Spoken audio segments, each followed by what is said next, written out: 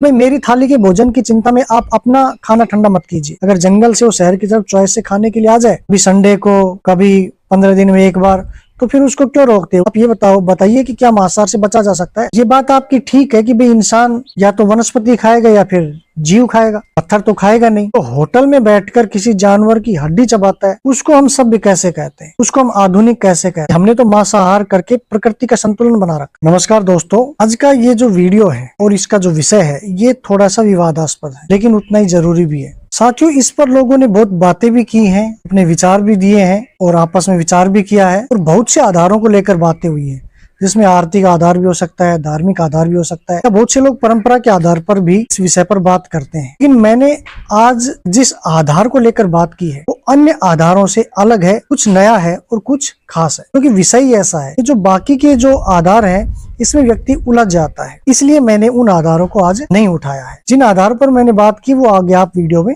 देखोगे। साथियों, एक बात तो और मैं इस वीडियो के प्रारंभ में ही कह दूं कि मैं जो बातें करूंगा उनको आप किसी धर्म से मत जोड़िए, उसका किसी धर्म से कोई लेना देना नहीं है, और अपने कमेंट बॉक्स में आपको लिखने हैं, लेकिन उसमें धर्म को बीच में लेकर के नहीं आए। क्योंकि क्या होता है कि धर्म अपने आप में खराब चीज नहीं है, लेकिन धर्म के शब्द जब बीच में आ जाते हैं, कोई ऐसी बातें आ जाती है, तो क्या होता है कि हमारा बात करने का दायरा सीमित हो जाता है और हमारा जो दिमाग है वो काम करना बंद कर देता है। हम किसी सुनी सुनाई बातों पर यकीन करके और उस विश्वास को अपने जीवन में दृढ़ करके और फिर बात करते हैं, तो इसलिए हम अपने दिमाग का उपयोग नहीं कर पाते। इस बारे में मैं लोगों से बातें करता हूँ, सोशल मीडिया पर भी देखता हूँ, तो बहुत से प्रश्न सामने निकल करके आते हैं, सुनते भी हैं और पढ़ते भी हैं। उन सब प्रश्नों को मैं इसमें लेकर के आया हूँ। तो सबसे पहला जो प्रश्न है, जो एक व्यंग्य के रूप में सामने आता है, जो मांसाहारी लोग होते हैं वो शाकाहारियों से अक्सर कहते हुए मिलते हैं कि भाई मेरी थाली के भोजन की चिंता में आप अपना खाना ठंडा मत कीजिए। ये एक व्यंग होता है। वो कहते हैं कि खाओ ना आपको जो खाना है, जब मुझे तुमसे कोई समस्या नहीं है। यानी कि मांसाहारियों को जब शाकाहारियों से कोई समस्या नहीं है, तो शाकाहारियों को फिर मांसाहार से क्या समस्या है? आप अपनी मस्ती में मस्त रहो। तो देखिए साथियों, थोड़ा सा विचार कीजिए कि आपने कितने ऐसे पशुओं को देखा है जो किसी दूसरे जानवर को मारते देखकर दुखी हो जाता। आपने ऐसा नहीं देखा होगा। क्यों नहीं देखा? जबकि इंसान तो दुखी होते हैं। उसका कारण एक ही है कि पशुओं की संवेदनशीलता उस स्तर की नहीं होती जिस स्तर की संवेदनशीलता मानव की होती। अब एक उदाहरण के अनुसार आप समझ सकते हैं, जब आप देखते हैं कि किसी इंसान को पीड़ा दी जा रही है, उसको उसकी पिटाई की जा रही है, किसी प्रकार से उसको पीड़ित किया जा रहा है, तो हम क्या करते हैं? उसको बचाने का प्रयास करते हैं।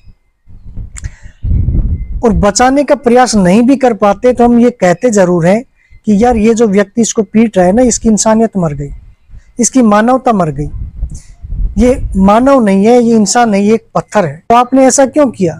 क्यों उसको मानवता से रहित कर दिया? जबकि ऐसा हो सकता है कि वो पिटने वाला और पीटने वाला दोनों को आप नहीं जानते, दोनों से आप बिल्कुल अनजान हो सकते हैं, भी आप ऐसा करते हैं। तो क्या आपको ऐसा नहीं करना चाहिए? और कई बार आप देखते हैं कि उनको 10-5 लोग देख रहे हैं और उसे बचाते नहीं है, चुपचाप रहते हैं, करो जिसको जो करना है। तब हम क्या कहते हैं? कितना खराब जमाना आ गया, लोग मरे पड़े हैं, लोगों में इंसानियत ही नहीं रही उनके लिए जो चुपचाप हैं। और उन कहने वाले हो सकता है वो मांसाहारी भी होंगे, जो ये कहते हैं आपको हमारी थाली से क्या मतलब?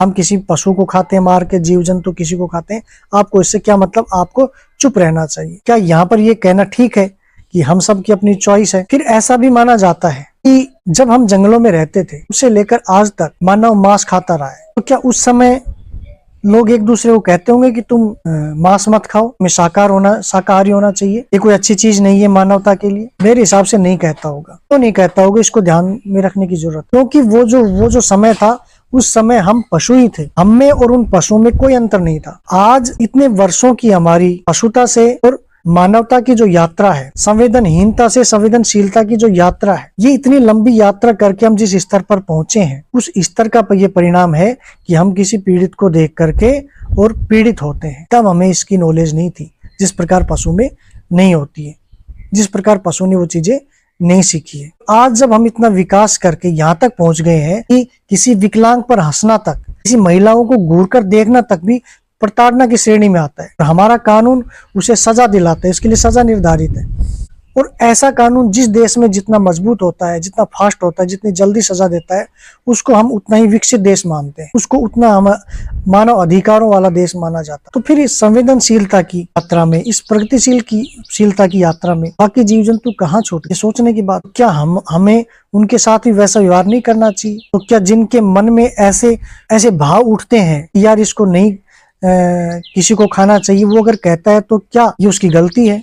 लोग कहते हैं कि भाई ये तो मेरी चॉइस है, ये तो मैं अपनी चॉइस से खाता हूँ, किसी की चॉइस के बीच में क्यों पड़ना? तो इसको आप एक दूसरे नजरिए से भी देख सकते हैं कि एक शेर है, शेर मांसाहारी है। आप सब जानते हैं कि शेर क्या कहा जाता है कि शेर मर जाएगा और घास नहीं खाएगा, सब जानते हैं। ऐसा जानवर यदि गलती से मानव बस्ती की तरफ देख भी लेता है तो हमारे साथी उसको वापस भगाने का प्रयास करते हैं कि ये यहाँ आ जाएगा तो इंसानों को खा जाएगा, नुकसान पहुंचा देगा। और मानव उसके खुद आगे से चलकर उसके जंगल में चला जाता है और वहां पर वो चाहे बचाव की स्थिति में भी और मानव का शिकार कर लेता है तो उसको नरभक्षी करार दिया जाता है और पूरा सिस्टम मिलकर, व्यवस्था मिलकर उसको जान से मार देती है कि नरभक्षी हो गया, इंसानों की जान लेता। जबकि वो तो इंसानों को चॉइस से भी नहीं खा रहा था, वो तो डर से बचने के लिए खा रहा था कि ये मुझे हानि पहुंचाएगा, इसलिए उसने शिकार किया था। अगर वो चॉइस से खाए तो क्या आप कहेंगे कि इसकी चॉइस इसको खा लेने दीजिए? तो फिर क्यों अपने इस जबरदस्त तर्क को आगे क्यों नहीं बढ़ाते, बीच में क्यों रोक देते हैं कि भाई सबको अपनी चॉइस का खाना चाहिए? वो भी चॉइस खाने आ जा, अगर जंगल से वो शहर की तरफ चॉइस से खाने के लिए आ जाए, कभी संडे को, कभी 15 दिन में एक बार, तो फिर उसको क्यों रोकते हैं? उसका भी जी है, उसका भी मन है, उसको भी एक बार तो संडे को थोड़ी सी दावत उड़ाने देनी चाहिए। इसके अलावा कुछ साथियों सोशल मीडिया पर और कुछ जहां अपन लोग बैठते हैं समाज में, वहां भी प्रश्न तैरते हुए मिलते हैं और लोग कहते हैं कि भाई आप ये बताइए कि क्या मांसाहार से बचा जा सकता है? पेड़ पौधों में भी तो जीवन होता है, वो भी तो सांस लेते हैं, भोजन करते हैं, उनको भी दर्द होता है, संवेदनशील होते हैं, वो भी ग्रोथ करते हैं। ये बात आपकी ठीक है कि भाई इंसान या तो वनस्पति खाएगा या फिर जीव खाएगा, पत्थर तो खाएगा नहीं। अब इसमें आप देखिए कि 3-4 चीजें हो गई, जैसे पत्थर, वनस्पति, जानवर और इंसान, और ये चारों चेतना के बढ़ते हुए चरण है। माना तो ये भी जाता है कि जो कण कण है उसमें भी स्पंदन है, ऐसा माना जाता है। और हमारे प्रसिद्ध वैज्ञानिक जो है डॉक्टर जगदीश चंद्र बसु, उन्होंने इस चीज को प्रमाणित भी कर दिया है। लेकिन मान लीजिए हम थर को छोड़ भी दें, बाकी 3 बचते हैं, वनस्पति, जानवर और इंसान। ये संवेदना और स्पंदन और चेतना के क्रम से बढ़ते हुए क्रम से हैं। अभी आप पर निर्भर करता है कि आप संवेदनशीलता के किस स्तर तक पहुंचे हैं, आपकी संवेदनशीलता कहाँ तक की है। आप वनस्पति के स्पंदन को अनुभव कर पाते हैं या पशु के स्पंदन को अनुभव कर पाते हैं या इंसान के स्पंदन को अनुभव कर पाते हैं। यदि आप इंसान के स्पंदन को अनुभव कर पाते हैं, उस स्तर के हैं, आप इंसान को नहीं खाएंगे। और अगर आप पशु के स्पंदन को महसूस कर पाते हैं, आपकी संवेदनशीलता ऐसी है, तो आप पशु को नहीं खाएंगे। और आप यदि पेड़ पौधों के स्पंदन को महसूस करते हैं तो आप पेड़ों से फल तोड़कर भी नहीं खाएंगे, गिरे हुए फलों को ही खाएंगे। ऐसा स्पंदन महसूस करने वाले लोग हमारी सभ्यता में हुए हैं। जैसे आपने एक ऋषि का नाम सुना होगा, कणाद ऋषि।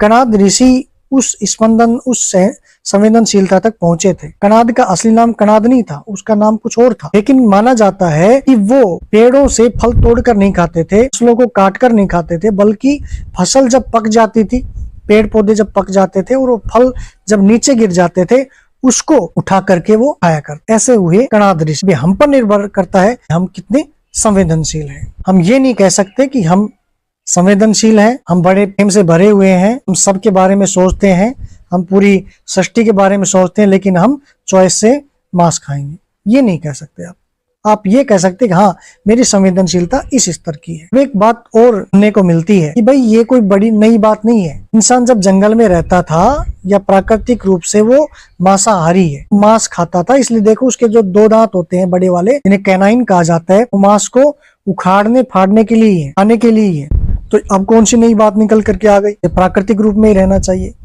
देखिए आपका ये जो तर्क है ये अधूरा है, तर्क को फिर आगे तक बढ़ाइए। तो हमें फिर दांतों पर ही क्यों रुकना चाहिए? हमें उसके नाखूनों पर भी जाना चाहिए। तो उसको नाखून भी दिए हैं, नाखून भी तो दिए थे शिकार करने के लिए, और उन नाखूनों का प्रयोग हमें जंगल में जाकर के और शेर के सामने जाकर करना चाहिए। शेर का शिकार पहले नाखूनों से, दांत से करना चाहिए और फिर उसके बाद उसको खाना चाहिए। हमारे तर्क भी सिद्ध हो जाएंगे और हमें भोजन भी मिल जाएगा और प्रकृति भी सही रूप से चलेगी। लेकिन तर्क को अधूरा मत रखिए, तर्क को पूरा कीजिए। वैसे एक बात मेरी भी समझ से बाहर है कि जो व्यक्ति नाखून बढ़ा के रखता है, किसी पर झपट्टा मार देता है, उसे हम असभ्य कहते हैं, बर्बर कहते हैं। और जो होटल में बैठकर किसी जानवर की हड्डी चबाता है, उसको हम सभ्य कैसे कहते हैं, उसको हम आधुनिक कैसे कहते हैं। ये दोहरी सोच क्यों? अब कुछ लोग बड़े मजेदार ढंग से अपनी बात को, अपने जीव्या के स्वाद को बनाए रखने के लिए एक बड़ा अच्छा तर्क देते हैं। उनके लिए तो अच्छा ही है कि हमने तो मांसाहार करके प्रकृति का संतुलन बना रखा, नहीं तो संतुलन बिगड़ जाता प्रकृति का। ये जो बकरी, मुर्गे और ये जो दूसरे जीव जंतु हैं, ये सड़कों पर ऐसे घूमते, हमें और आपको रहने के लिए जगह नहीं मिलती, जनता परेशान हो जाती। भाई बात ऐसी है, जानवरों का संतुलन बनाने के लिए प्रकृति में दूसरे जानवर हैं, प्रकृति ने दिए हैं। इंसानों को प्रकृति का संतुलन बनाने के लिए जानवर बनने की जरूरत नहीं है। दूसरा, बकरी, मुर्गी, सुअर और अन्य दूसरे जानवर, ये तो सब संतुलन में ही है। संतुलन तो हम बिगाड़ रहे हैं। पहले इनको खाते हैं, फिर इनको कम करते हैं, फिर मुर्गी फार्म, बकरा फार्म, सुअर फार्म लगाते हैं, इनकी संख्या को बढ़ाते हैं, फिर खाते हैं और फिर इनको कम करते हैं, फिर संतुलन बनाते हैं। कैसा संतुलन है? अगर वास्तव में ही ये बढ़ते तो फिर मुर्गी फार्म, ये जो फार्म फैक्ट्रियां हैं, ये लगाने की जरूरत नहीं थी। ऐसा बिल्कुल भी नहीं है। तो वैसे भी जानवरों की संख्या नहीं बढ़ रही है, इंसानों की जनसंख्या बढ़ रही है। इन जानवरों की संख्या से बढ़ने से इंसान कभी परेशान नहीं हुआ, इंसानों की जनसंख्या बढ़ने से परेशान हुआ। और जनसंख्या कम करने के लिए बहुत से अभियान चलाए गए हैं, लेकिन उसमें कभी भी नर मांस भक्षण को नहीं जोड़ा गया। आपके तर्क के हिसाब से उसमें नर मांस के भक्षण को भी शामिल करना चाहिए। फिर और कहा जाता है इससे संबंधित कि नहीं नहीं नहीं, ये क्या कर रहे हो, ये तो हमारी खाद्य श्रृंखला है। चिड़िया, कबूतर, खरगोश, बकरी उकरी, ये जो सब है, ये सब अनाज खाते हैं, घास खाते हैं और हम सब इनको खाते हैं। ये तो खाद्य श्रृंखला है जो चली आ रही है, सदियों से चली आ रही है, इसीलिए ये तो खाद्य श्रृंखला बनी हुई है, प्रकृति चल रही है। भाई बात ऐसी है, ये जो आपकी खाद्य श्रृंखला है, या चिड़िया, कबूतर, खरगोश, बकरे तक ही क्यों रुक जाती है? ये खाद्य श्रृंखला में, इस सृष्टि में तो इंसान भी है। इंसान घास भी खाता है, अनाज भी खाता है। तो इस खाद्य श्रृंखला को आगे बढ़ाइए और इसको पूरा कीजिए, अधूरा मत रखिए। इंसान को भी खाइए, इंसान के बच्चों को भी खाइए, और उसके लिए आपको जंगल में भी नहीं जाना पड़ेगा। मुर्गी फार्म लगाते हैं, फार्म फैक्ट्री भी नहीं लगानी, आपको आसपास ही मिल जाएंगे। उनका शिकार कीजिए और खाइए, खाद्य श्रृंखला को पूरा कीजिए। क्योंकि अन्य पशु तो खाते हैं, अन्य पशु दूसरे पशुओं को जैसे खाते वैसे इंसानों को भी खा जाते हैं, तो आप भी वैसे ही बन जाइए।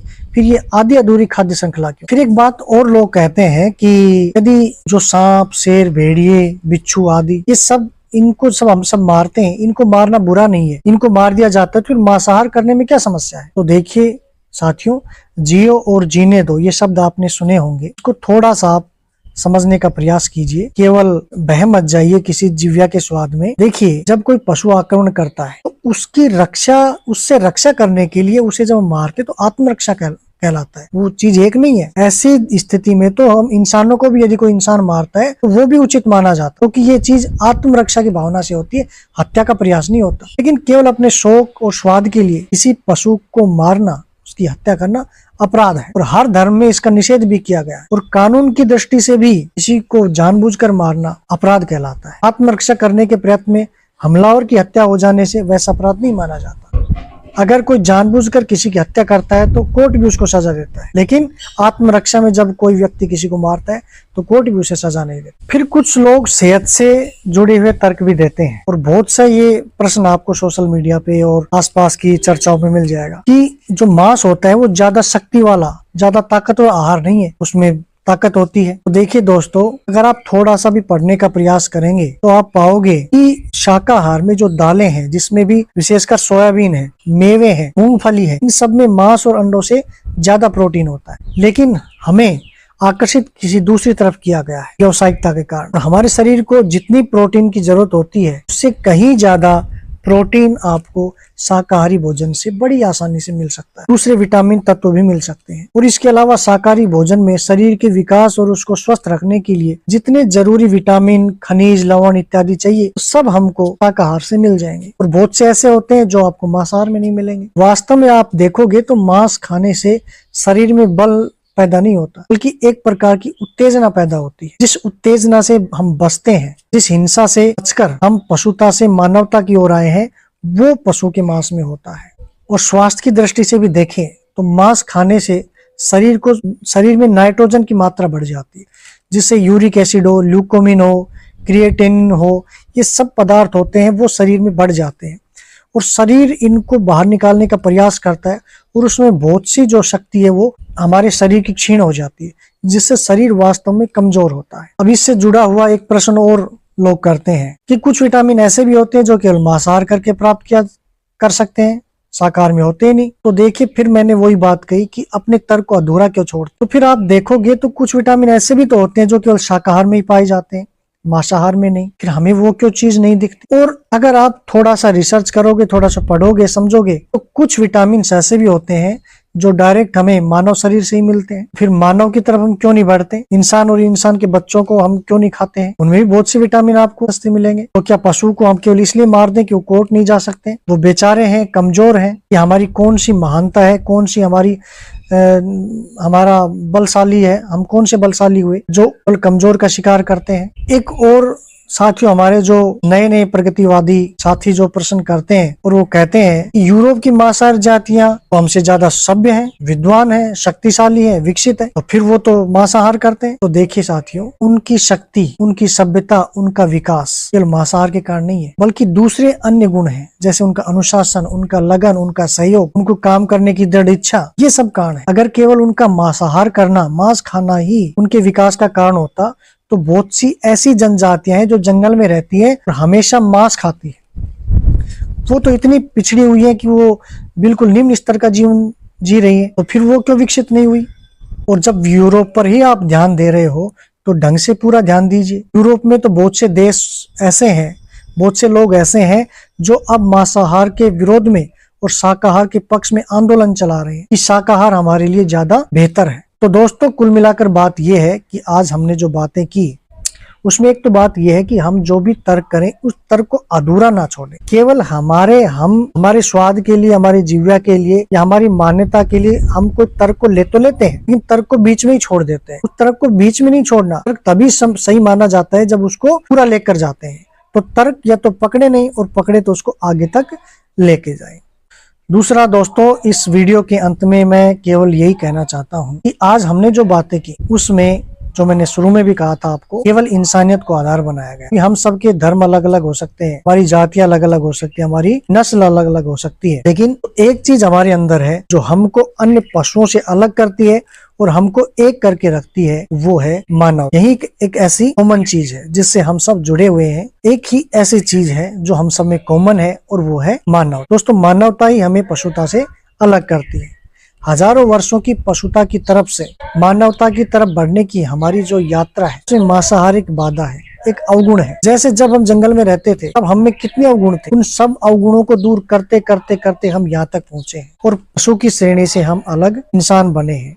क्योंकि आप देख लीजिए, एक उदाहरण के अनुसार आप समझ सकते हैं कि कोई मान लीजिए ग्राउंड है, मैदान है, और वहां पर 5 बकरी, 5 भेड़, 10 घोड़े, कुछ जिराफ लगा लो या कुछ और लगा लीजिए, और 5 वहां पर इंसान खड़े हैं। तो जब कोई व्यक्ति दूसरे को बताता है तो वो यही बताता है कि देखो ग्राउंड में कुछ जानवर खड़े हैं और 5-7 इंसान खड़े हैं। तो हमें ये बात हमेशा ध्यान रखनी है कि हमें उसने उन पशुओं में ही शामिल क्यों नहीं किया, उसमें शामिल करके भी तो बोल सकता था।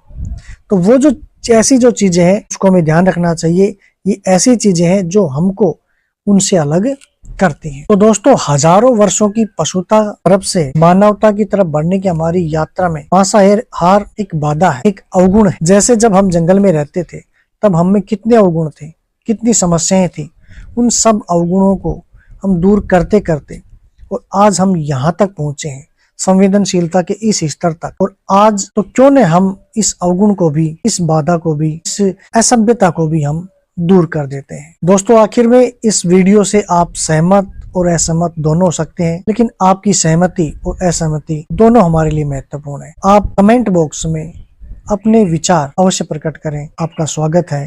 धन्यवाद।